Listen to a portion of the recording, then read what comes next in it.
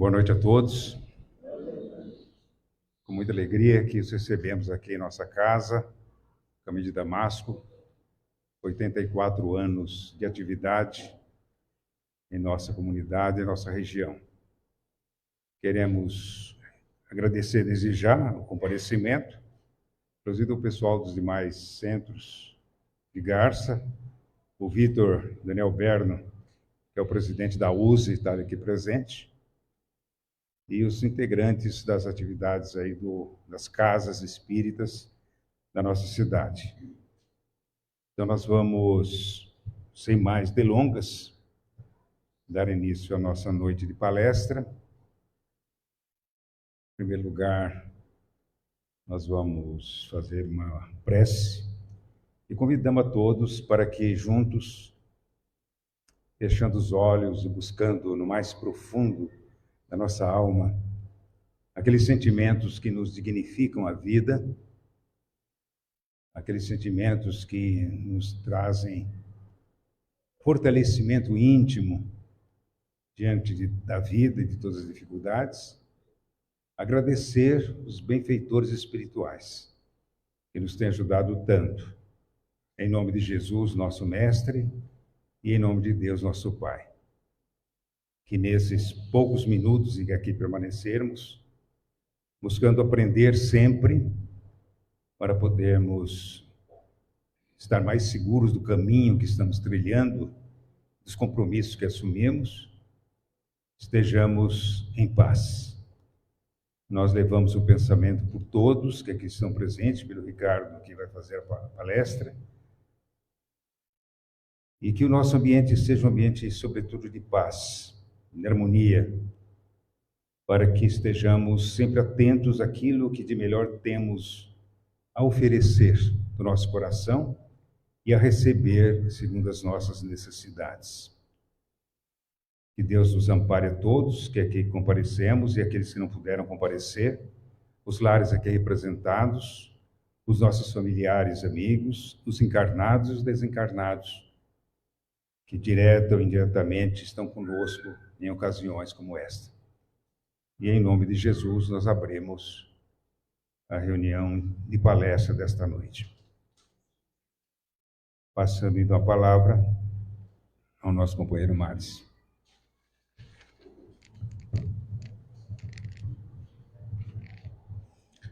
Boa noite a todos, sejam bem-vindos ao Caminho de Damasco, nesta noite, onde recebemos a visita do Ricardo, um grande prazer, seja bem-vindo, como sempre, né? Mas esta noite, nessa palestra comemorativa, é em razão do aniversário desta casa. Esta casa está completando 84 anos. Então eu vou ler aqui rapidamente uma breve história, né? Ficaríamos aqui 1 hora ou mais falando de todas as conquistas dessa casa desde da sua inauguração. Vamos fazer um resumo.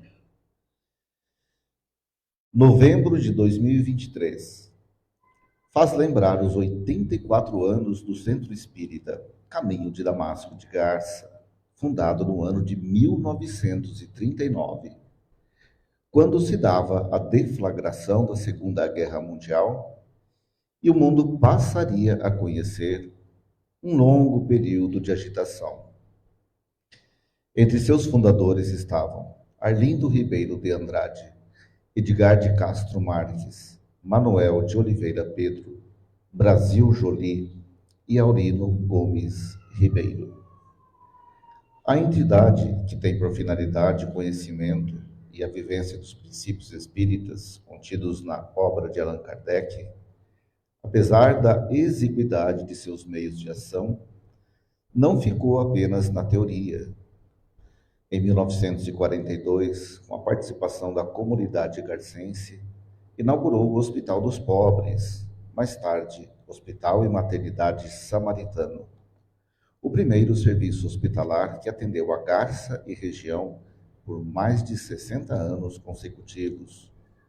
O Samaritano, nos seus últimos 30 anos, havia alcançado o auge de suas realizações sob a direção de Armando de Souza Filho, o Edi. Em 1949, o Damasco fundou o Orfanato Nosso Lar, outro serviço essencial para a época, que funcionou por mais de 20 anos e que mais tarde, como Lar da Criança, ofereceu serviços de creche para dezenas de crianças até os primeiros anos deste século, cedendo imediatamente as atividades do Lar Meimei de atendimento a famílias em estado de vulnerabilidade social. No ano de 1958, preenchendo outra necessidade da época, criou o Lar Chico Xavier, que por vários anos deu atendimento a famílias desamparadas e desfalcadas de seus chefes. Ao mesmo tempo que atuava na área social, o Caminho de Damasco permaneceu atuando no campo doutrinário.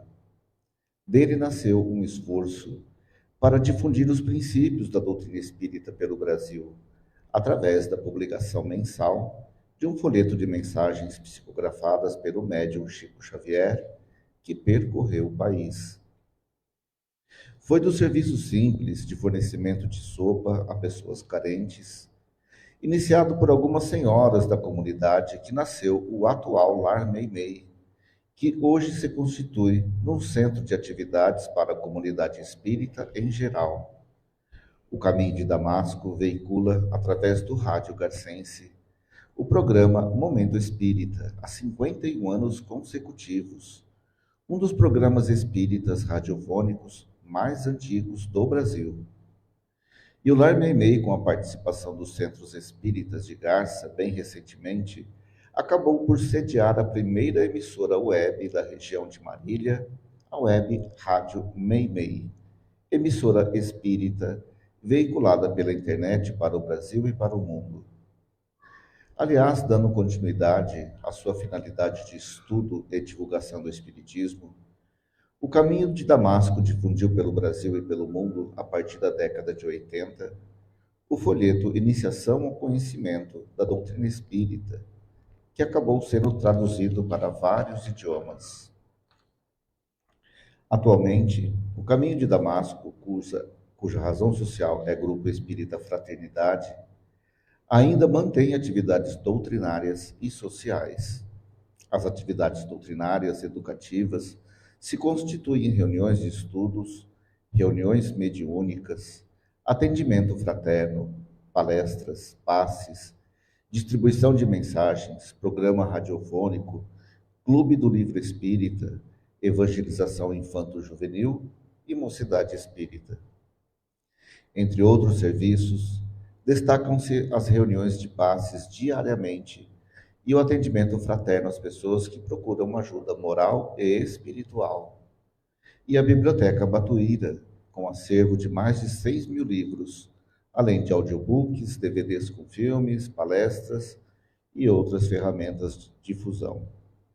O Centro Espírita Caminho de Damasco, situado na Rua Gabriela 178, Garça, São Paulo, é a instituição espírita mais antiga da cidade e integra a União das Sociedades Espíritas Intermunicipal de Garça, que abrange os municípios de Gália, Garça e Lupércio. Nesta oportunidade, nos seus 84 anos de atividade, queremos homenagear os fundadores e trabalhadores desta casa, bem como todos os trabalhadores que até hoje lhe prestam serviços inestimáveis. O público que participa de suas atividades, e agradecendo a Jesus por todo esse caminhar laborioso do centro, aos espíritos benfeitores, que sempre lhe deram a devida proteção para a continuidade de seus serviços. Agora vamos ao expositor, né?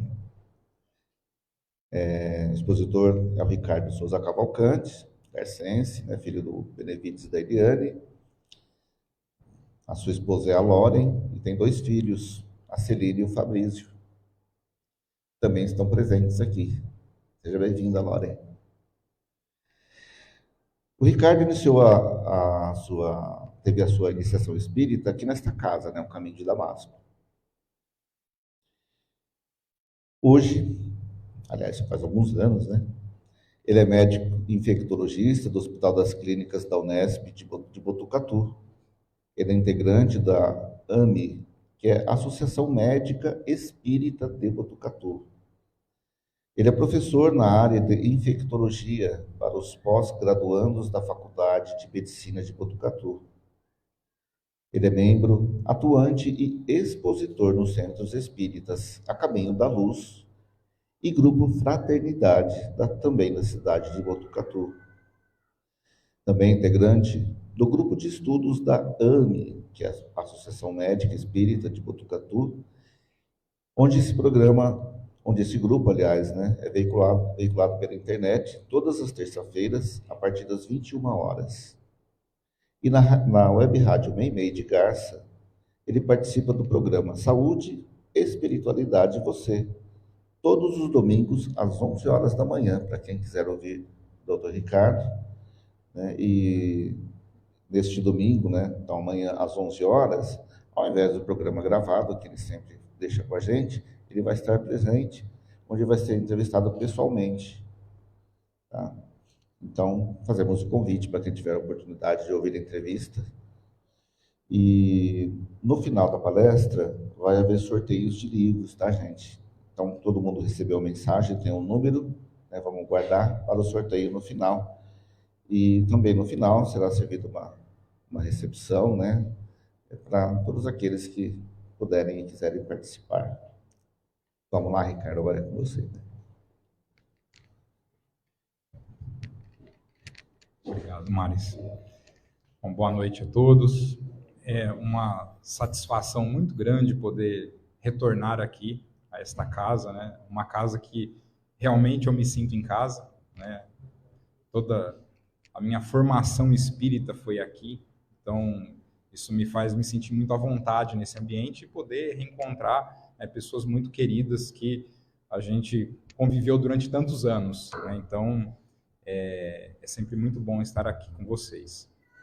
E para a gente poder comemorar, né, esses 84 anos aqui do Caminho de Damasco, eu trouxe esse tema para a gente poder conversar um pouco, que é uma reflexão. Ele é um tema bastante reflexivo, que tem como, né, o objetivo justamente fazer com que cada um de nós possa pensar, né, sobre essa questão, analisar sobre essa questão, né, e a gente poder tentar extrair daí algo de bom, algo de positivo.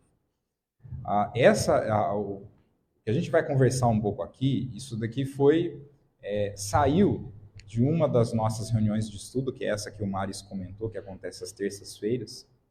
Então, a gente está atualmente lá estudando o livro Missionários da Luz, e André Luiz trata muito desse assunto, então isso foi o que motivou a gente trabalhar nesse tema e investir um pouco mais sobre essa questão, para a gente poder justamente ter uma reflexão interessante sobre esse aspecto. Então, a gente vai falar sobre isso. O que estamos fazendo da nossa encarnação?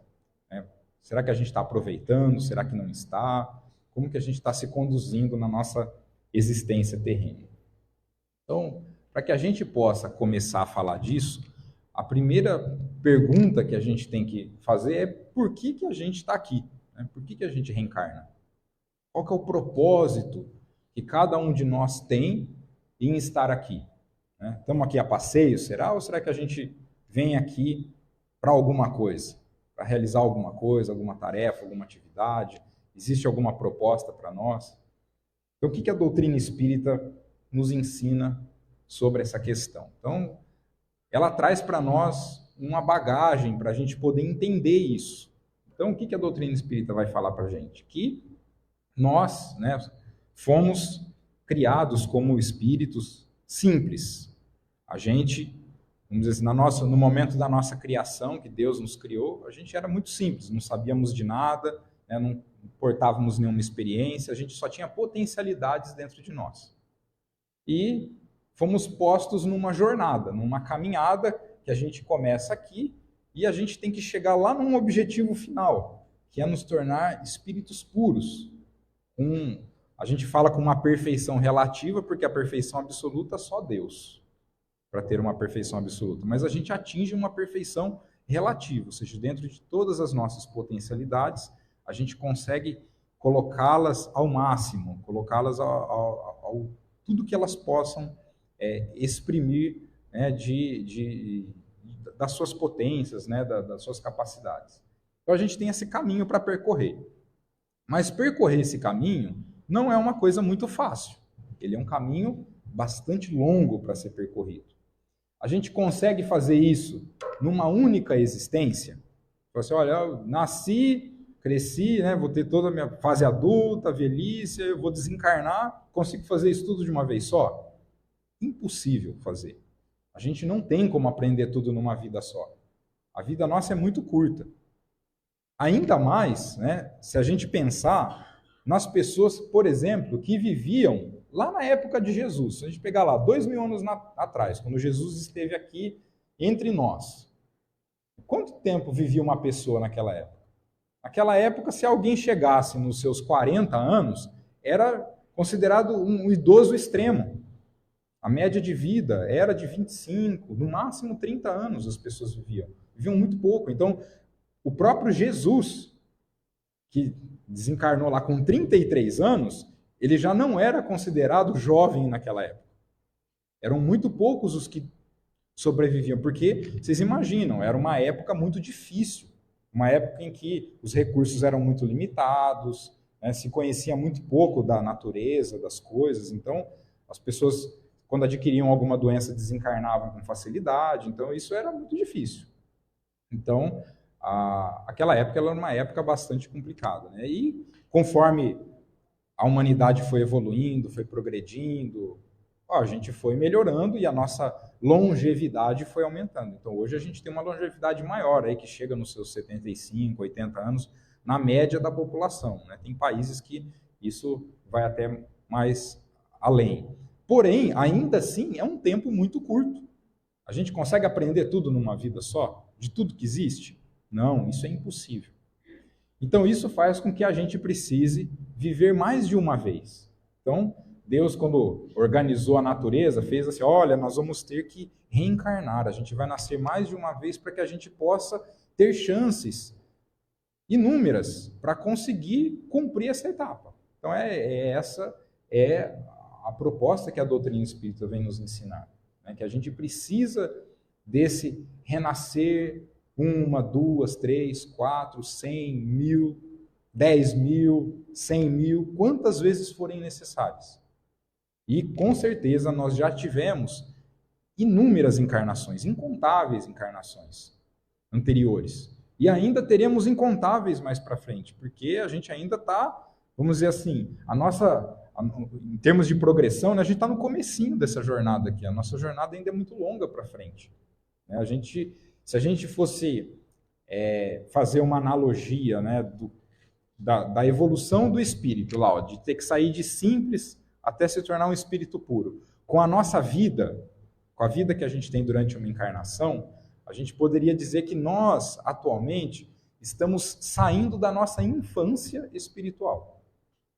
Então a gente está no comecinho, ainda tem um caminho bem longo para percorrer, para chegar, vamos dizer assim, até a velhice espiritual, né, se a gente fosse fazer essa comparação. Né? O caminho ainda é bastante longo, então a gente ainda está aprendendo bastante.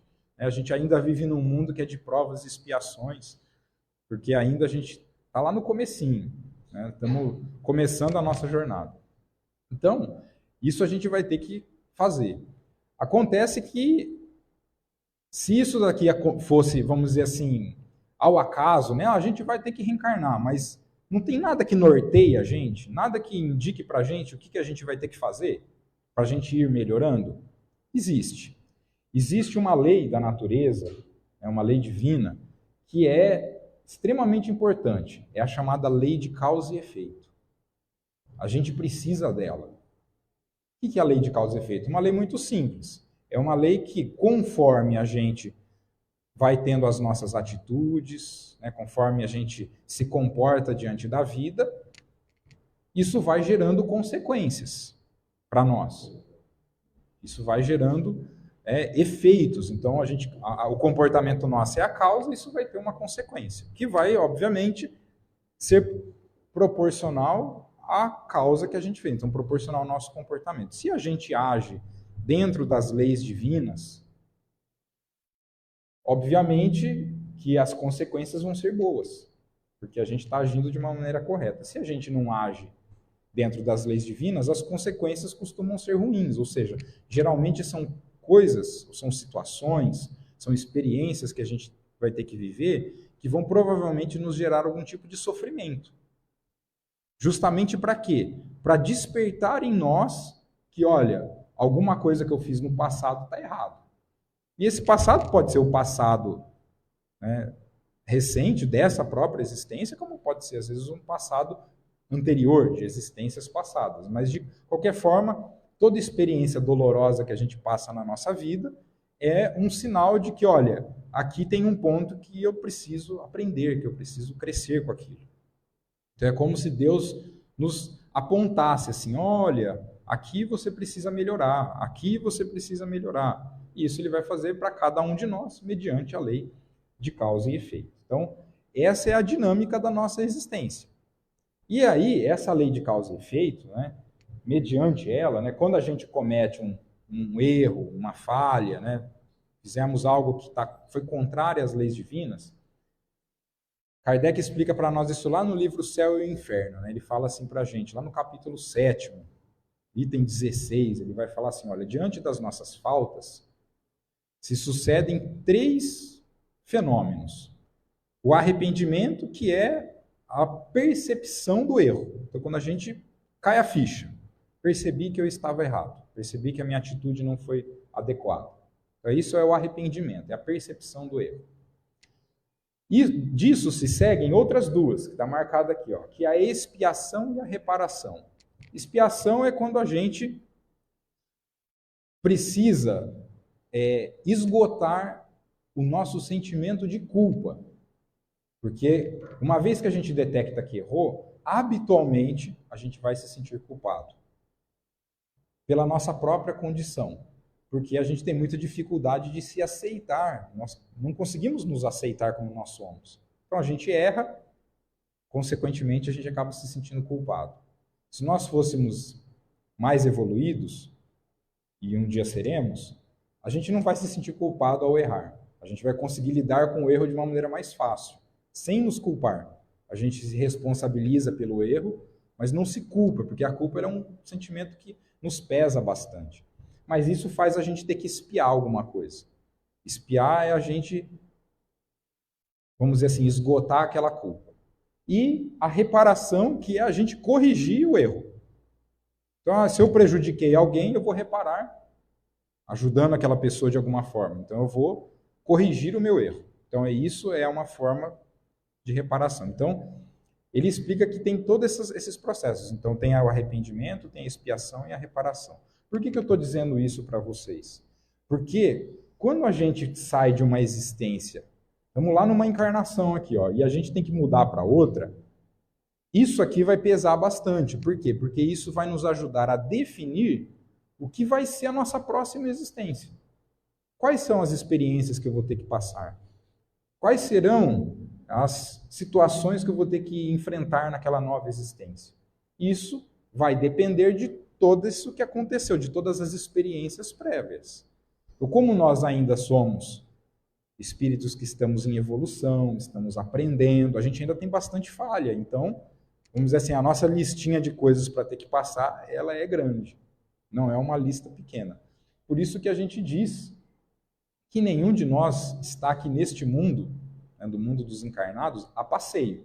Nenhum de nós está aqui passeando. A gente está aqui para aprender coisas, para nos melhorarmos, para que a gente consiga cumprir aquela nossa listinha lá. E o que a gente precisa melhorar? Qual que é o nosso ponto principal? Então, Kardec, lá no Livro dos Espíritos, questão 785, ele faz essa pergunta aqui, ó. Qual é o maior obstáculo ao progresso? E ele está falando do progresso nosso, do progresso íntimo. Ou seja, da gente sair lá de espíritos simples e chegar como espíritos puros. Qual é o maior obstáculo? O que mais nos impede de caminhar? O que mais nos dificulta de caminhar? E aí a resposta que os espíritos trazem é essa daqui, olha. O orgulho e o egoísmo. Refiro-me ao progresso moral, porquanto o intelectual se efetua sempre. Ou seja, a gente tem 2 aspectos principais que a gente tem que evoluir: intelectualmente e moralmente. Intelectualmente é uma evolução que não tem como a gente parar ela. Ela sempre vai acontecer. Então ela é uma evolução muito mais fácil. Mas o progresso moral é difícil. Esse é o nosso grande obstáculo. Se a gente fizer uma análise simples aqui, vamos pegar na época, voltando lá na história de Jesus, vamos voltar lá na época de Jesus, 2000 anos atrás. Se nós pegarmos o mundo há 2000 anos atrás, como que ele era em relação à tecnologia do mundo? O que existia naquela época? Não tinha luz elétrica, não tinha água encanada, rede de esgoto, não existia nada disso. Meio de locomoção, camelo, cavalo, eram os mais rápidos que existiam naquela época. O que existia de tecnologia? Era uma tecnologia extremamente simples, rudimentar, tanto que por isso que as pessoas viviam muito pouco. Aí, se a gente pegar agora, passaram 2000 anos aí, como que é o mundo hoje? Se a gente mostrasse o mundo hoje, para alguém daquela época, falasse assim, olha, nós vamos fazer uma revelação do futuro, eu vou te mostrar o mundo daqui 2000 anos. A pessoa não entenderia nada do que ela está vendo. Porque ia encontrar um mundo completamente diferente, porque o progresso intelectual, ele foi gigantesco nesses 2000 anos. A gente evoluiu muito. E conforme o tempo passa, a nossa evolução é mais rápida, intelectualmente. A humanidade, ela progride intelectualmente, vamos dizer assim, em progressão geométrica. Ela acelera cada vez mais esse progresso. Se a gente pegar os últimos 50 anos, a evolução é brutal. O mundo mudou absurdamente em 50 anos. Então, aí o progresso intelectual vai fácil, mas o moral é difícil. Vejam, Jesus chegou aqui 2000 anos atrás e deu uma receita de bolo para a gente do que a gente precisava fazer para a gente resolver todos os nossos problemas. E o quanto que a gente conseguiu fazer disso? O quanto que a gente conseguiu melhorar? Melhoramos? Melhoramos. Teve uma melhora. O mundo não é mais igual era 2000 anos atrás. A gente teve um progresso. Mas ele é um progresso muito aquém do intelectual. A gente progrediu, mas progride pouco. É lento essa evolução. Porque moralmente, para a gente melhorar, para a gente se transformar, não é assim num estalo de dedos. Não é eu chegar assim, se fosse simples, é aquela coisa assim, olha, eu vou pegar lá, por exemplo, os evangelhos. Vamos pegar lá tudo que Jesus falou para a gente. Vamos pegar o Sermão da Montanha. Está lá resumido praticamente tudo que Jesus falou, está no Sermão da Montanha. Se a gente pegar, vamos estudar o Sermão da Montanha, sentar lá e ler, é suficiente para a gente aprender? A gente seguir tudo que está ali? Infelizmente não é tão fácil assim. A gente vai ler, estudar, aquilo é bom, a gente vai aprender, vai ajudar a gente a tentar se melhorar, mas a gente vai ter que, para melhorar, a gente vai ter que pôr a mão na massa, a gente vai ter que viver as situações, a gente vai ter que experimentar situações para a gente poder saber se a gente realmente está preparado ou não. Hoje mesmo a gente estava conversando com meu pai a respeito da fé, A gente estava lendo uma mensagem lá da Maria Dolores, E a Maria Dolores fala isso, olha, se você fala que você tem fé, você só pode dizer isso se você passou muito perrengue na vida. Porque se você fala que tem fé e não passou por dificuldade, esquece, a fé é um sonho para você.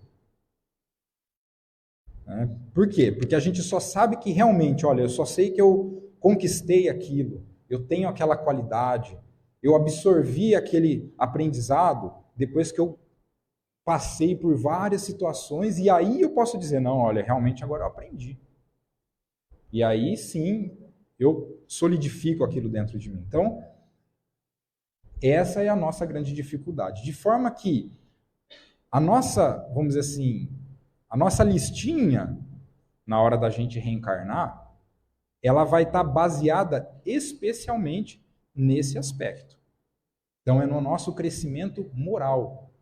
É isso que vai interessar para nós na hora que a gente vai reencarnar. De maneira, então, que todos nós, para reencarnarmos, teremos que fazer um planejamento reencarnatório. Todo mundo faz isso. Nenhum de nós escapa. Todo mundo tem um planejamento. Todo mundo tem uma listinha de afazeres antes de reencarnar. E que vai estar baseado, então, em tudo isso, em todos esses aspectos que a gente já teve nas existências anteriores. Mas a gente se pergunta, né? Qual foi a minha lista? O que tinha nela? A gente sabe? A gente se lembra da nossa lista que a gente fez lá no mundo espiritual antes de reencarnar? Nós não nos lembramos, certo? Por quê, né? Existe um mecanismo que é o esquecimento do passado. Então, a gente não leva uma memória consciente de uma encarnação para outra. Então, ao retornar à vida física, ao reencarnar, a gente perde conscientemente toda aquela memória do que a gente programou, do que a gente viveu no mundo espiritual e do que a gente viveu em existências anteriores. Isso está em nós? Está em nós. Está escondido lá no nosso inconsciente. A gente não tem acesso a isso. Então a gente não sabe. A gente reencarna. Vamos dizer assim, estamos aí para ver o que vai acontecer, sem saber muito qual que é o nosso planejamento. Mas esse planejamento foi feito. Mas existe uma importância muito grande, porque a gente poderia pensar, puxa, mas essa daqui é uma sacanagem que Deus faz com a gente, né? Por que não deixa a gente lembrar? Não era mais fácil? Não seria muito mais simples se a gente lembrasse? Porque chega aqui, a gente já sabe o que tem que fazer, e vamos lá, então, cumprimos tudo o que a gente precisa, e estaria todo mundo bem, os nossos problemas resolvidos. Mas também não é tão simples assim, e obviamente Deus, na sua perfeição, né, não ia cometer uma gafe dessa, né? Vamos deixar esse pessoal esquecer só para deixar difícil para eles. Não.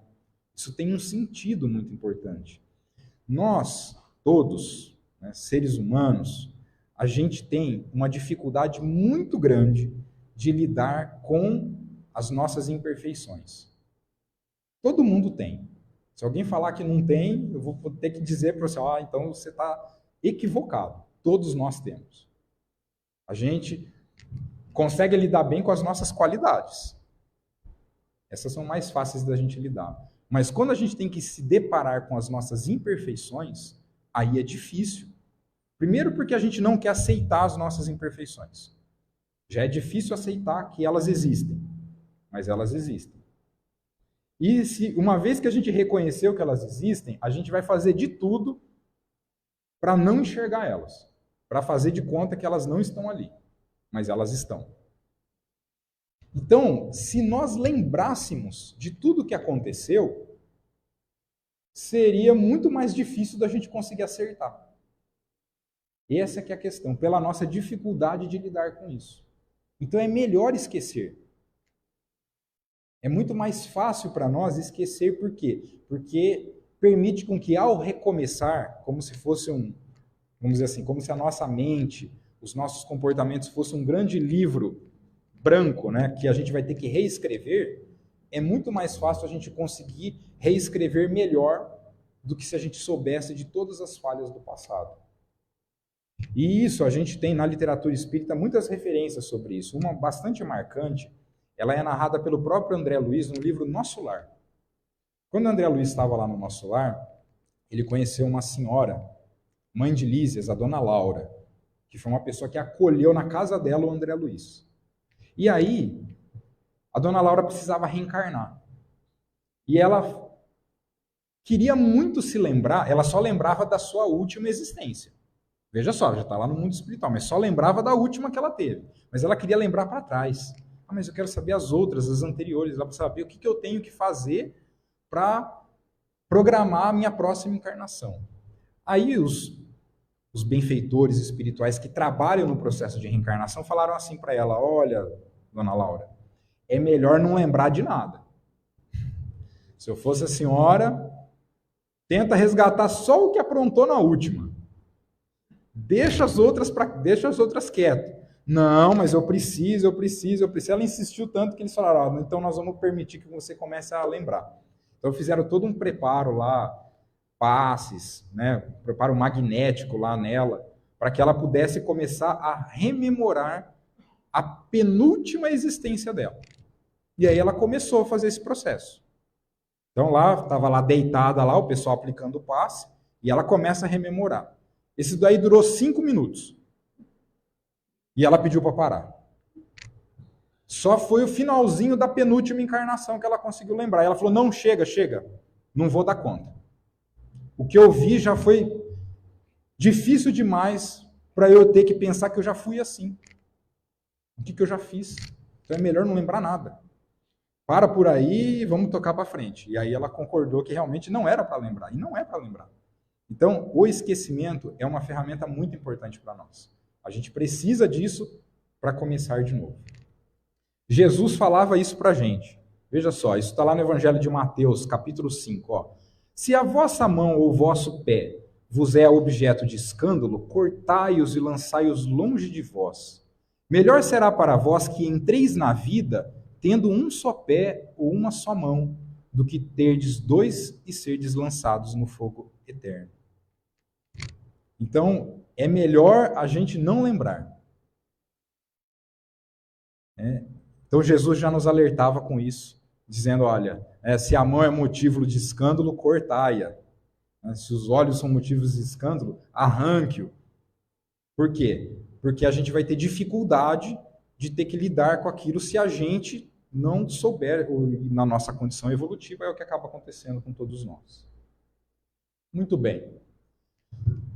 Aí André Luiz, através da mediunidade do Chico, ele trouxe para nós uma expressão, um termo, que é esse termo aqui, ó, completista. André Luiz fala disso. Completistas. E a pergunta que a gente faz é assim, será que nós somos completistas? O que é completista? Então isso ele traz lá no livro Missionários da Luz, capítulo 12, e ele define, olha, que completista é o título que designa os raros irmãos que aproveitaram todas as possibilidades construtivas que o corpo terrestre lhes oferecia. Então, o completista é aquela pessoa que conseguiu fazer o checklist completo da sua listinha lá de reencarnação. Esse é o completista. Tinha uma lista e consegui gabaritar aquela lista lá. Consegui marcar xizinho em todas, cumprir tudo. Mas vejam bem, ele já começa a frase, raros irmãos que conseguem fazer isso. Ou seja, nós provavelmente não vamos conseguir fazer isso. Isso é motivo de desespero? Não, porque é assim mesmo. Conforme a gente vai evoluindo, a gente vai ficando mais craque em cumprir as nossas tarefas. E olha só o que ele comenta depois para a gente. Ó. Ele diz, olha, em geral, quase todos nós, em regressando à esfera carnal, perdemos oportunidades muito importantes no desperdício das forças fisiológicas. Perambulamos por lá, fazendo alguma coisa de útil para nós ou para outrem, mas, por vezes, desprezamos 50%, 60%, 70% e, frequentemente, até mais de nossas possibilidades. Então, veja, se a gente conseguir completar 50%, a gente já está feliz. Porque a gente não consegue realmente cumprir com muito do que a gente se comprometeu. Não é tão simples assim. Então, ele traz esse alerta para nós. Olha só, a gente tem que ficar atento. A gente tem que lembrar que quando o André Luiz chegou lá no mundo espiritual, chegou lá no nosso lar, e ele decidiu, por transmitir através da mediunidade do Chico, essa coleção de obras, de 16 livros, A Vida no Mundo Espiritual, foi com um grande propósito. Foi assim, olha, eu vou contar para vocês qual é a realidade das coisas para que vocês não se assustem ao chegarem aqui como eu me assustei. Se eu soubesse disso quando eu estava aí encarnado, eu teria evitado muito sofrimento, porque eu iria estar atento para muitas coisas. Então, as obras dele são um contínuo alerta para nós refletirmos. O que a gente está fazendo da nossa vida, da nossa existência? Então, ele traz essa mensagem para nós. Para a gente colocar isso um pouco na prática, eu vou ler para vocês um trecho que está no livro Os Mensageiros, uma obra que também é do André Luiz, e em que ele narra para nós um caso, que é o caso do Otávio, está lá no capítulo 7. Deixa eu só abrir aqui na página certa. Opa.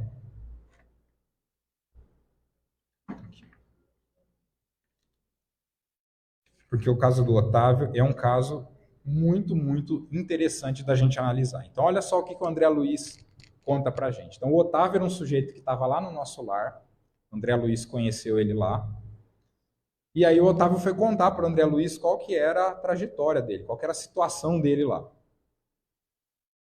E, obviamente, ele estava lá como um indivíduo que havia falhado completamente na sua última existência. Então, ele era o oposto do completista, certo? Não conseguiu fazer nada. Então, ele conta a situação dele. Então, ele diz o seguinte, olha, depois de contrair dívidas enormes na esfera carnal, em outro tempo, vim bater as portas de nosso lar, sendo atendido por irmãos dedicados que se revelaram incansáveis para comigo. Preparei-me, então, durante 30 anos consecutivos, não é pouco tempo, hein? 30 anos consecutivos, para voltar à Terra em tarefa mediúnica. Ele ficou lá no nosso lar durante 30 anos se preparando para reencarnar. Então não é um preparo. Veja assim, não, olha, eu não fiz lá um curso de fim de semana e vou reencarnar. 30 anos. Se preparando, se lapidando, né, estudando para falar, olha, na hora que eu vou encarnar preparado, eu vou em condições de conseguir fazer tudo o que eu preciso. Não faltaram lições verdadeiramente sublimes, nem estímulos santos ao meu coração imperfeito. O Ministério da Comunicação favoreceu-me com todas as facilidades e, sobretudo, 6 entidades amigas movimentaram os maiores recursos em benefício do meu êxito. Então, 6 espíritos benfeitores lá do nosso lar vamos dizer assim, se debruçaram sobre o Otávio e ajudaram ele durante esses 30 anos a se preparar para reencarnar. Então, ele teve o apoio desses 6 espíritos que se ligaram a ele e o ajudaram de uma maneira muito intensa. Técnicos do auxílio acompanharam-me à Terra nas vésperas do meu renascimento, entregando-me um corpo físico rigorosamente sadio. Que significa? Não estava no plano reencarnatório do Otávio que ele tivesse nenhuma doença importante. Ele tem as doenças comuns, simples, que se resolvem, então não ia ter nenhuma doença que fosse, vamos dizer assim, comprometer a vida dele. Não era para ele ter nada, e morrer de velho. Segundo a magnanimidade dos meus benfeitores daqui, ser-me-ia concedido certo trabalho de relevo na esfera da consolação às criaturas. Então, ele ia ter um trabalho que ele teria que consolar as pessoas que sofrem. Permaneceria junto das falanges de colaboradores encarregados do Brasil, animando-lhes os esforços e atendendo a irmãos outros ignorantes, perturbados ou infelizes. Ou seja, nessa tarefa mediúnica que ele teria que desenvolver, ele teria que ter um trabalho principalmente voltado à consolação. Provavelmente fazendo o que muitos médiuns fazem, que é, por exemplo, receber a mensagem do familiar desencarnado para poder, né, trazer consolo para a família que está desesperada, né? Muito do que o Chico, por exemplo, fazia muito esse trabalho, né, de receber essas mensagens. Então, esse era o trabalho que ele tinha para cumprir aqui, certo? O matrimônio não deveria entrar na linha de minhas cogitações. Não que o casamento possa colidir com o exercício da mediunidade, mas porque meu caso particular assim o exigia. Então, não estava programado que ele fosse se casar. Então, ele seria uma pessoa que não teria doença, ia ser um médium, ia ter que trabalhar lá em prol, né, das pessoas que precisassem. Não era para ele se casar, então tudo isso estava na programação. E é como ele coloca aqui, não é que o casamento atrapalhasse a atividade mediúnica, mas que no caso dele particular, não caberia o casamento naquilo que ele precisaria cumprir. Nada obstante, solteiro deveria receber aos 20 anos os 6 amigos que muito trabalharam por mim em nosso lar. Então, aqueles 6 espíritos que ficaram ajudando ele, dando apoio, eles iriam chegar a ele quando ele tivesse 20 anos de idade. Chegariam como? Os quais chegariam ao meu círculo como órfãos. Então, seriam 6 órfãos que estariam na mão dele quando ele tivesse 20 anos de idade. Meu débito para com essas entidades tornou-se muito grande e a providência não só constituiria agradável resgate para mim, como também garantia de futuro pelo serviço de assistência a elas, o que me preservaria do coração de leviandades e vacilações, porquanto o ganha-pão laborioso me compeliria a não aceder às sugestões inferiores nos domínios do sexo e das ambições incontidas. Então, o fato dele receber esses 6 espíritos como órfãos faria com que ele tivesse que trabalhar muito para ter que cuidar desses 6, para sustentar os 6. Isso ocuparia a mente dele e ele não se perderia no caminho. Esse era o propósito. Então, assim, eles não iam chegar lá só para dar trabalho para ele, não, mas era para que ele... Era uma forma dele não se desviar daquilo que ele precisava. Provavelmente por quê? Porque ele já devia trazer tendências a se desviar do caminho por conta disso, como ele mesmo coloca aqui, principalmente ligado à questão do sexo. Ficou também assentado que minhas atividades novas começariam com muitos sacrifícios, ou seja, não ia ser fácil no começo. Para que o possível carinho de outrem não amolecesse a minha fibra de realização, ou seja, ele não caísse aí na vaidade. E para que não se escravizasse minha tarefa às situações caprichosas do mundo, distantes dos desígnios de Jesus.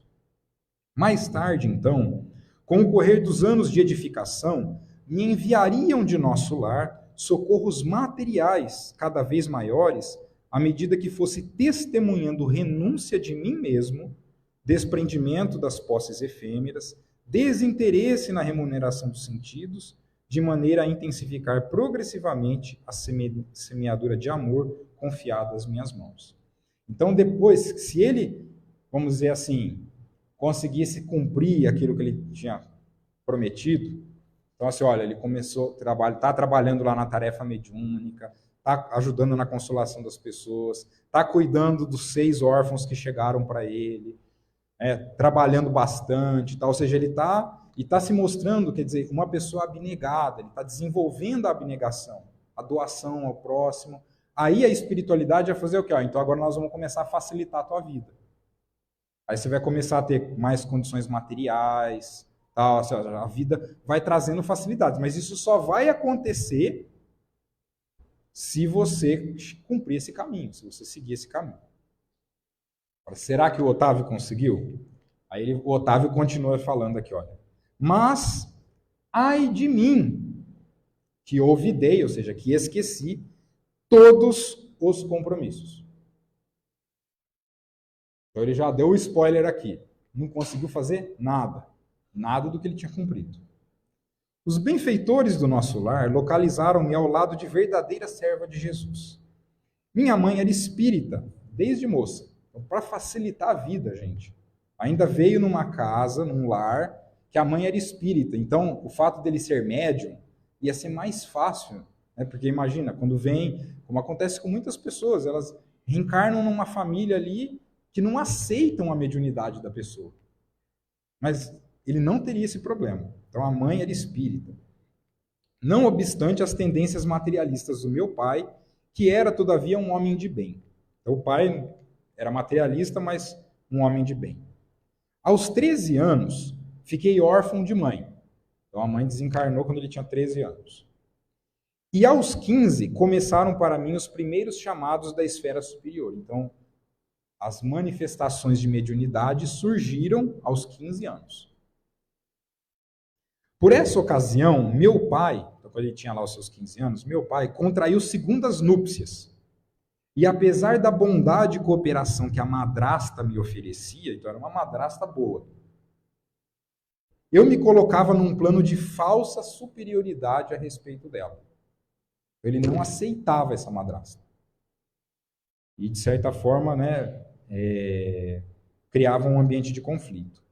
Em vão, minha genitora endereçou do invisível, então a mãe desencarnada, né, lá do mundo espiritual, endereçou para ele apelos sagrados ao meu coração, para ver se ele mudava isso.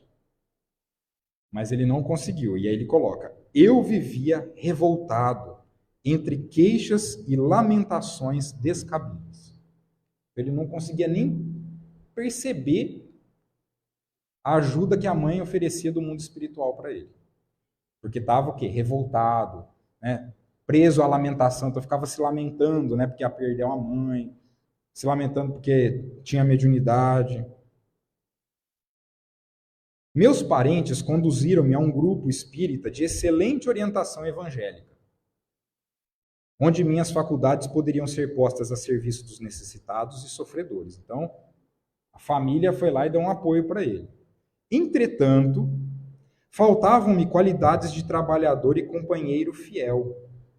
Minha negação em matéria de confiança nos orientadores espirituais e acentuado pendor para a crítica dos atos alheios compeliram-me a desagradável estacionamento. Então, o que acontecia? Ele não acreditava nas comunicações e só sabia criticar as outras pessoas. Essa era a situação dele. Então, isso não permitiu com que ele evoluísse, com que ele se desenvolvesse, ele conseguisse cumprir aquele trabalho. Os beneméritos amigos do invisível estimulavam-me ao serviço. Vocês veem que a espiritualidade nunca desanima da gente. Dá a impressão que todos são brasileiros, né? Não desistem nunca. Mas a espiritualidade ela é perseverante, eles estão lá, ó, tentando. A gente está lá batendo cabeça, não faz direito, e eles estão lá.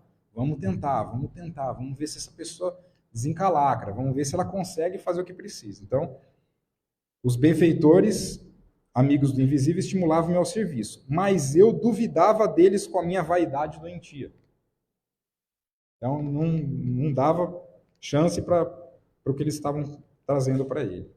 E como prosseguissem os apelos sagrados, por mim, interpretados como alucinações, ele nem acreditava naquelas comunicações. Procurei um médico que me aconselhou experiências sexuais. Vocês lembram que ele já tinha dado um spoiler para a gente, que a questão sexual já era um problema que ele podia estar trazendo de existências passadas. Por isso que o matrimônio não estava envolvido na vida dele, ele ia ter que cuidar daquelas 6 órfãos e tal. Mas aí ele foi buscar justamente o caminho oposto. Completara então 19 anos e entreguei-me desenfreadamente ao abuso das faculdades sublimes, ou seja, ele se entregou na vida sexual aí. Desejava conciliar a força, o prazer delituoso e o dever espiritual, aliando-me cada vez mais dos ensinos evangélicos. Tinha pouco mais de 20 anos quando meu pai foi arrebatado pela morte. Então, o pai morreu, ele tinha 20 anos. Com a triste ocorrência, olhem só, ficavam na orfandade 6 crianças desfavorecidas. Eram os 6 espíritos lá benfeitores que ajudaram ele lá no nosso lar. Eram os 6 órfãos. Ele vai falar aqui, ó. Porquanto minha madrasta, ao se consorciar com meu genitor, lhe trouxera para a tutela 3 pequeninos. Então, dá para a gente imaginar que 3 deviam ser irmãos deles, filhos do pai com a mãe dele, e outros 3 que eram com a madrasta. Então, somava eu as 6 crianças que ele tinha que cuidar. Onde que está aqui? Em vão, implorou-me socorro a pobre viúva. Então, a madrasta pediu socorro para ele. O pai morreu, pediu ajuda para ele. Nunca me dignei a aceitar os encargos redentores que me estavam destinados. Após 2 anos de segunda viuvez, minha desventurada madrasta foi recolhida a um leprosário. Afastei-me, então, dos pequenos órfãos, tomado de horror. Abandonei-os definitivamente, sem refletir que lançava meus credores generosos de nosso lar a destino incerto. Ele abandonou as 6 crianças. Em seguida, dando largas à ociosidade, cometi uma ação menos digna e fui obrigado a casar-me pela violência. Então, se casou, que também não estava na programação. Vocês veem tudo o contrário ao que foi programado. Mesmo assim, porém, persistiam os chamados do invisível. A espiritualidade não desiste, gente. O sujeito está lá batendo cabeça, tudo errado, e aí eles não, vamos tentar, vai que sobra alguma coisa ainda para fazer. Então, mesmo assim, porém, persistiam os chamados do invisível, revelando-me a inesgotável misericórdia do Altíssimo. Contudo, à medida que esquecia meus deveres, toda tentativa de realização espiritual figurava-se mais difícil. Então, cada vez mais a espiritualidade tinha dificuldade de ajudar ele, porque ele ia indo por um caminho que estava ficando muito difícil. E continuou a tragédia que inventei para o meu próprio tormento. A esposa que me ligara, tão somente por apetites inconfessáveis, então era só por uma questão sexual, era criatura muito inferior à minha condição espiritual. E atraiu uma entidade monstruosa em ligação com ela para tomar o papel de meu filho. Então, para gravar mais ainda. Releguei à rua 6 carinhosas crianças, cuja convivência concorreria decisivamente para a minha segurança moral. Mas a companheira e o filho, ao que me pareceu, incumbiram-se da vingança. Então, ele deixou as 6 crianças, teve esse casamento aí, à força, né? Recebe um filho que devia ser um espírito muito perturbado e que atormentaram a vida do Otávio, por isso que ele fala que, né, veio a vingança. Aí ele põe, atormentaram-me ambos até o fim da existência. Quando para aqui regressei, mal tendo completado 40 anos. Ele morreu muito cedo. Roído pela sífilis, pelo álcool e pelos desgostos. Então vejam, gente, isso daqui é a realidade. E nós não devemos estar muito longe disso. Se a gente acha, será que eu estou cumprindo alguma coisa? Não sei. Eu sempre paro para pensar se eu realmente estou fazendo alguma coisa que eu comprometi. Talvez não esteja fazendo nada, igual o Otávio. Porque a gente tem dificuldade de perceber aquilo que a gente precisa fazer. Então, o que acontece, né? A gente tem uma expectativa, certo? Quando a gente vai, né, Fernando? Vai lá no Rio, com a esperança de que a gente vai lá ver o Cristo lá. Vamos lá ver o Cristo Redentor, com esse lindo dia de sol, aquele céu azul, né? Essa é a nossa expectativa quando a gente vai reencarnar. Mas essa costuma ser a nossa realidade, certo? Então a gente chega lá, tá tudo nublado, a gente mal consegue enxergar o Cristo lá, certo? É assim a nossa vida, né? Esse é o nosso planejamento reencarnatório e essa é a nossa existência.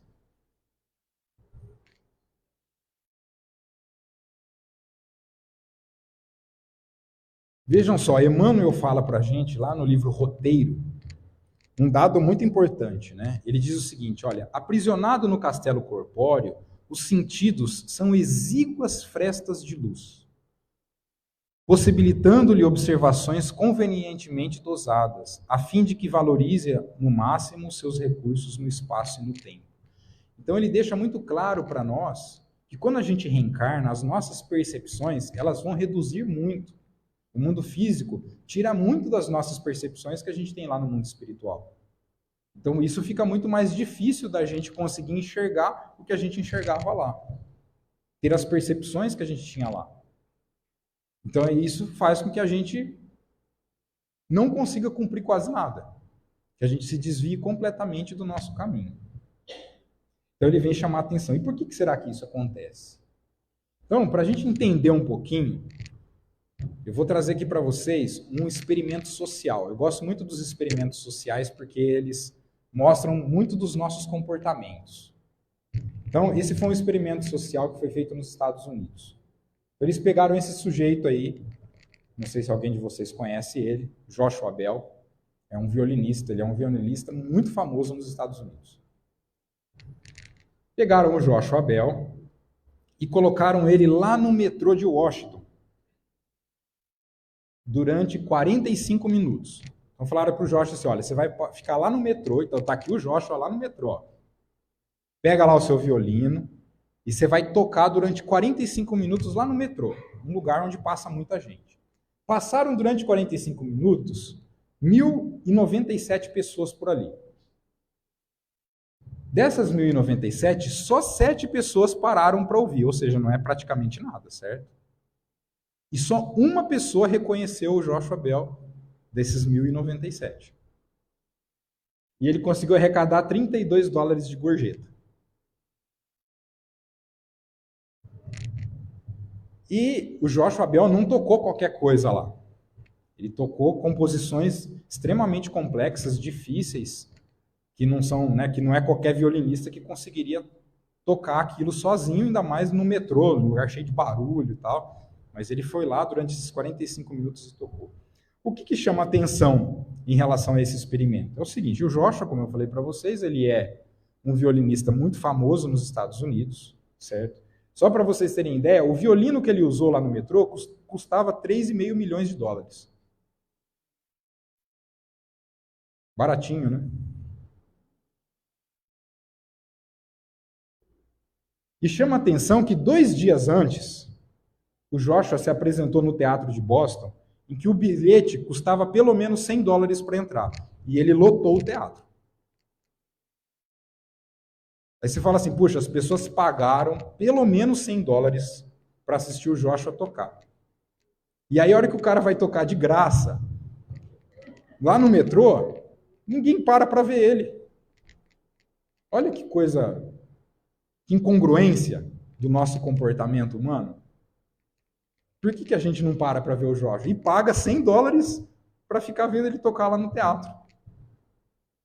É muita incoerência do comportamento humano. Então, mas esse experimento social ele mostra muito para nós. O que ele mostra para nós? Que quando a gente tem uma coisa extraordinária num lugar muito comum, ninguém enxerga ela ali. É isso que acontece. Vocês já assistiram esse filme aqui, ó, chamado Extraordinário? É isso que acontece, certo? Você tem uma pessoa extraordinária, mas que ninguém enxerga ela. Né? Eu recomendo que quem não assistiu, assista esse filme. Extraordinário, um filme fantástico. Então, o extraordinário no ambiente comum não brilha e é muitas vezes negligenciado e subvalorizado. Essa é a conclusão do experimento social que foi feito com o Joshua.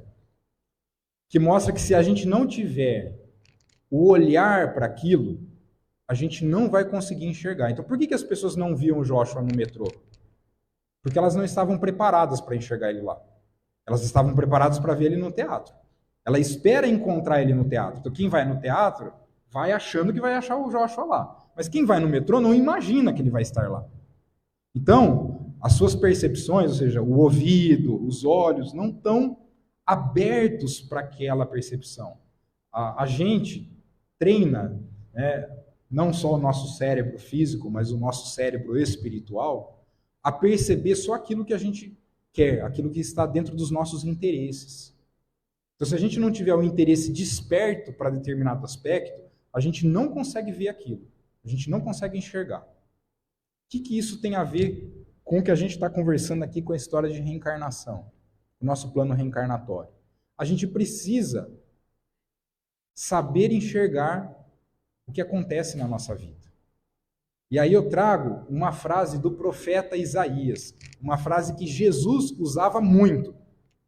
Muitas vezes a gente vai encontrar inúmeras passagens, eu trouxe aqui, ó, uma que está lá, ó, no Evangelho de Mateus, capítulo 13, versículo 14.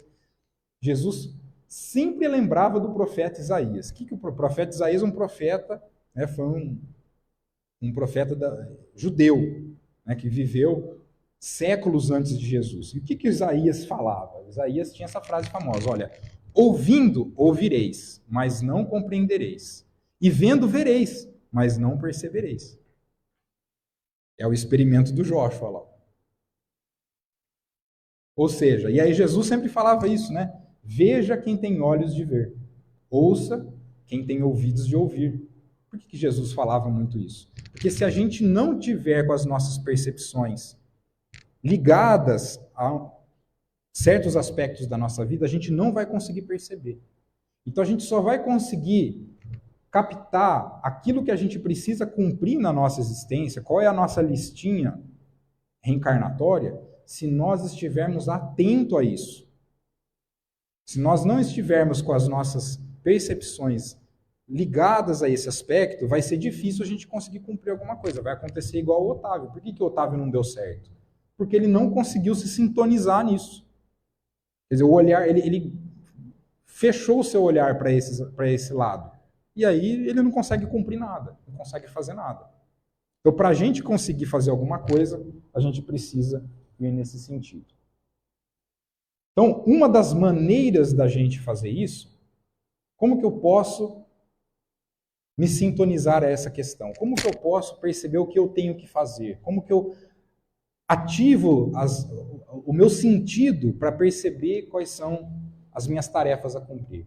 Uma ferramenta extremamente importante para nós é a prece. A prece nos ajuda muito com isso. Ela nos auxilia de uma maneira muito significativa. Por quê? Porque a prece, ela permite isso, ó, ela permite a gente fazer uma reflexão de si mesmo. Vejam bem, uma reflexão de si mesmo. Ela melhora a nossa força íntima e ela permite com que a gente receba o auxílio da espiritualidade maior. A gente abre espaço para essas questões. Mas eu coloquei ali, olha, reflexão de si mesmo, porque habitualmente a gente costuma fazer prece para pedir alguma coisa para Deus, certo? A gente já gosta de pedir, a gente é tudo pedinte. Então a gente faz prece para pedir. Mas a gente se esquece que a prece é um momento de reflexão. A gente tem que usar a prece para pensar como nós somos e o que a gente pode melhorar. Isso tem que ser a prece. Vejam só, Kardec explora muito essa questão, e lá no Livro dos Espíritos, na questão 660, os Espíritos trazem essa frase para Kardec, olha, o essencial não é orar muito, mas orar bem. Essas pessoas que oram demais, na verdade, né, supõem que todo mérito está na longura da prece. Ou seja, eu vou ficar lá 3 horas em prece. Isso daí é que vai ajudar? Não, não é o tempo. Então não é o tamanho da prece. E aí eu grifei isso aqui, olha. E fecham os olhos para os seus próprios defeitos. Então é melhor fazer uma prece curtinha que eu perceba onde está o meu problema. Fazem da prece uma ocupação, um emprego do tempo, porém nunca um estudo de si mesmos. Jesus contava uma parábola muito conhecida, que ele dizia que 2 indivíduos subiram no templo, um fariseu e um publicano. Fariseu, na época de Jesus, eram os chamados doutores da lei, eram aqueles que preservavam todas as tradições judaicas. E publicano era o cobrador de impostos, era uma pessoa extremamente corrupta. Todo mundo sabia que os publicanos eram corruptos e eles eram pessoas muito malquistas naquela sociedade. Então o fariseu foi lá no templo. Aí o fariseu foi lá na frente do altar, lá, ele ora em voz alta e começa a falar lá, olha, meu Deus, eu venho aqui, rendo-vos graça, faço os meus sacrifícios, estou cumprindo tudo que eu tenho que fazer, sou melhor do que certas pessoas, como esse publicano que está aqui no templo, que não presta, quer dizer, ele vê o defeito do outro, mas ele não vê o dele, e faz a sua prece lá, para todo mundo ouvir. E o publicano fica no fundo do templo, de cabeça baixa, e a prece do publicano é só essa assim, olha, meu Deus, tende piedade de mim porque sou um pecador. Essa é a prece do publicano, acabou. E aí Jesus pergunta, qual desses fez a prece mais sincera? O publicano. Qual dessas preces vai ter mais valor? A do publicano. Porque ele está ali reconhecendo o seu erro diante de Deus. É para isso que a prece serve. Não só para isso, a prece serve para muitas coisas, mas ela é uma ferramenta para isso. Então a gente precisa usar a prece nesse sentido, nesse aspecto. É muito importante que nas nossas orações a gente se lembre de fazer essa análise de si mesmo. Fazer aquilo que Santo Agostinho dizia que a gente tinha que fazer todo dia, né? Antes de dormir. Vamos parar naquele momento de fazer a oração para dormir, né? A gente parar para analisar como é que foi meu dia. Quais foram as minhas atitudes? Será que teve alguma coisa que eu poderia fazer melhor amanhã do que eu fiz hoje? Esse exercício nos ajuda muito. E com certeza vai nos sintonizar a gente se melhorar, ou seja, a gente vai começar a caminhar mais dentro daquilo que a gente precisa cumprir. Jesus, antes de Jesus aqui, Emmanuel, olha só o que Emmanuel fala para a gente lá no livro Roteiro. Ele diz assim, olha, e a moradia dos homens ainda está mergulhada em fluidos e ou pensamentos vivos e semicondensados de estreiteza espiritual, brutalidade, angústia, incompreensão, rudeza, preguiça, má vontade, egoísmo, injustiça, crueldade, separação, discórdia, indiferença, ódio, sombra e miséria. Esse é o nosso ambiente espiritual do planeta. Porque isso é o que nós produzimos, mentalmente. Então ele fala assim, o Emmanuel, olha só, a gente está mergulhado nisso, como é que a gente vai enxergar alguma coisa? Como que a gente vai perceber o que a gente tem que cumprir se a gente não conseguir se blindar disso daqui? Mas como é que a gente vai se blindar? Então a prece é uma ferramenta de blindagem disso daqui. Ele vai permitir a gente conseguir, vamos dizer assim, criar barreiras para a gente não se influenciar com todos esses sentimentos negativos que circundam o pensamento, a atmosfera mental do planeta Terra. Porque a nossa condição evolutiva gera esse tipo de pensamento. A maioria das pessoas estão vibrando nesse sentido. Por isso que Jesus tem aquela famosa frase do vigiai e orai. Por que ele fala da oração? Por que oração aparece na frase de Jesus, né? Vigiem e orem para que não caiam em tentação. O espírito está pronto, mas a carne é fraca. Por quê? Porque se nós não... A prece, ela permite essa percepção. Para que a gente consiga fazer as coisas e ter mais domínio de nós, dos nossos comportamentos. Além da prece, um outro ponto que nos auxilia muito é o conhecimento. Então, quando a gente busca o conhecimento, então a gente vai lá, pega um livro para ler, uma mensagem que a gente lê, a gente tem o hábito da leitura. Isso é muito importante. Por quê? Porque isso vai criando em nós um outro olhar da vida, da realidade, e vai permitindo com que a gente se aproxime dentro daquilo que a gente tem que cumprir. A gente começa a enxergar coisas que a gente não enxergava antes. Perceber coisas que a gente não percebia antes. Que às vezes acontecia conosco que a gente falava, puxa, isso daqui era uma oportunidade que eu tinha na vida e eu não percebia. Assim como o Otávio. Quantas oportunidades passaram por ele? E ele não percebeu essas oportunidades. Por quê? Porque ele estava cego a isso. Então, o conhecimento ajuda muito. Ele também é uma ferramenta muito importante para que a gente, ative as nossas sensações espirituais. E além do conhecimento, existe uma outra ferramenta que é fundamental. Trabalho no bem. Quando a gente desenvolve a nossa capacidade de servir, a gente desenvolve em nós uma potencialidade muito grande. As nossas percepções, elas melhoram muito. A nossa capacidade de lidar com problemas melhora muito. Atualmente, a medicina mostra que até a nossa saúde melhora se a gente trabalha no bem. As pessoas mais caridosas são as mais saudáveis. É isso que os estudos mostram. Por quê? Porque isso traz desenvolve uma potencialidade que a gente tem dentro de nós muito grande, inclusive de perceber a si mesmo, de aceitar a si mesmo e de conseguir cumprir com aquilo que a gente tem que cumprir. Então isso é muito importante, né? O trabalho no bem, ele faz com que a gente aprenda a compadecer-se, compadecer do nosso próximo, a se colocar no lugar do nosso próximo. Isso faz a gente desenvolver em nós a humildade, que é uma virtude essencial que Jesus também cansou de nos dizer que a gente precisa dela. Sem ela, a gente não consegue sair do lugar, a gente não consegue progredir. A gente precisa da humildade. E trabalhar no bem vai nos fazer mais humildes, mais simples. Porque ver o problema dos outros faz com que a gente se enxergue melhor dentro daquilo que a gente precisa. E para a gente finalizar, trago aqui uma mensagem de Maria Dolores. Mensagem da vida. Uma mensagem que ela traz, né, através da psicografia do Chico, em que ela vai comentar justamente essa questão. Como que servir é importante para que a gente cumpra com os nossos compromissos da vida.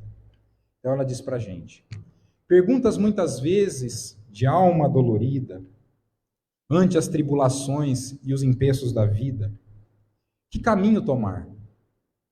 E surge tanta dor sem que percebas de onde, que ouve somente a fé que te apoia e responde: trabalhar, trabalhar. Entretanto, não chores nem te aflijas. A senda do progresso é de calçadas rijas, duras de atravessar. Esquece-te, prossegue, e ouvirás com certeza a mensagem de luz da natureza: trabalhar, trabalhar. Fita o machado bronco e o mato inculto, cada golpe no campo lembra insulto, mas no mesmo lugar, o lavrador amigo e diligente traz ao solo o convite da semente: trabalhar, trabalhar. Dizem que toda fonte estimaria viver centralizada na harmonia, da nascente a sonhar. No entanto, a lei lhe pede olvidar-se de todo, e ela corre cantando ao varar pedra e lodo: trabalhar, trabalhar. Tudo seria mágoa e tristeza no mundo, se a vida persistisse em descanso infecundo, dramatizando treva, amargura e pesar. Por isso, cada noite espera novo dia, e o sol brada no azul a canção da alegria: trabalhar, trabalhar. Assim também, alma querida, escuta. Quem se consagra ao bem, quem constrói e quem luta, procurando o melhor a servir e esperar, bendiz todas as provas ao vencê-las, ouvindo a voz dos céus através das estrelas: trabalhar, trabalhar. Fica aqui, então, para a nossa reflexão. E para terminar, só gostaria, então, de fazer um convite a vocês, para quem ainda não conhece. Todas as terças-feiras, exatos 21h10, não vai para por que 21h10, né? Não é 21.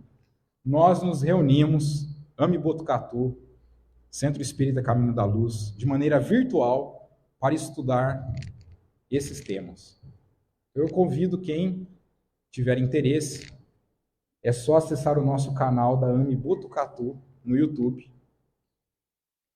Então, toda terça, às 21h10. É 21h10 porque, na verdade, a gente faz transmissão através do canal da AME Botucatu e da AME Brasil, da Associação Médico Espírita do Brasil. E tem um outro programa da AME Brasil que acaba às 21h10. Então, a gente tem que esperar acabar o deles para começar o nosso. Por isso que tem esses 10 minutos aí.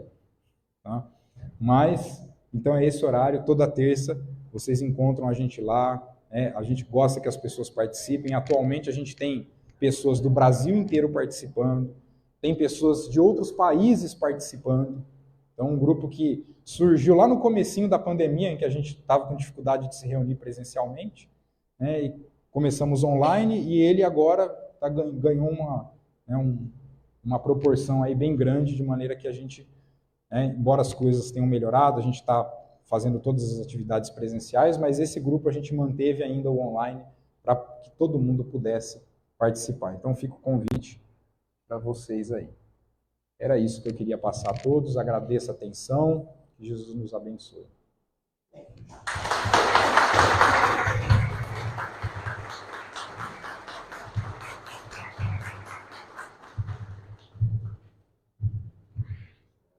Obrigado, Ricardo. Valeu, né, um momento de reflexão para todos nós, que essa é a mensagem da doutrina e que realmente deva calar bem fundo em nossa sensibilidade, né, para que estejamos atentos para perceber o melhor caminho, as melhores decisões. Nós vamos fazer o encerramento para depois abrir aqui um espaço para o sorteio dos livros. Vamos sortear alguns livros aqui. Por que o encerramento? É que na doutrina espírita, a prece é algo muito importante, muito sério, e a gente tem que aproveitar o momento da prece, como agora. Acabamos de ouvir uma palestra, acabamos de fazer uma autoanálise, então estamos bem preparados. Façamos uma prece, encerramos essa parte, depois nós passamos aí para a parte da sorteio, e depois vem uma recepçãozinha que vamos fazer aí na frente para todos. Então vamos agradecer a Deus, todos nós temos muito a agradecer. Aliás, temos mais a agradecer do que propriamente pedir, principalmente quando aprendemos a reconhecer aquilo que temos recebido em nossa vida, desde que aqui chegamos, tudo que a vida nos tem oferecido, e também agradecer a Deus tudo que já podemos fazer de bom, o caminho que já trilhamos, as conquistas que já conseguimos alcançar, a família, o trabalho, a dedicação, a doutrina, a comunidade que nos acolhe, o povo do qual fazemos parte, e agradecer por estarmos nessa humanidade, embora não apreciemos muitas coisas, mas sabemos que tudo isso é reflexo de nós mesmos. Então agradecemos a oportunidade do nosso encontro e os 84 anos da nossa casa.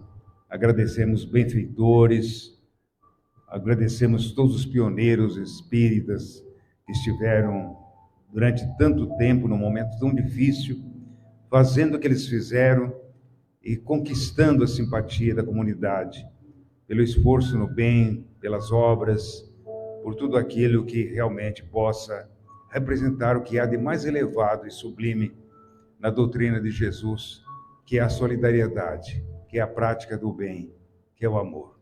Que assim seja.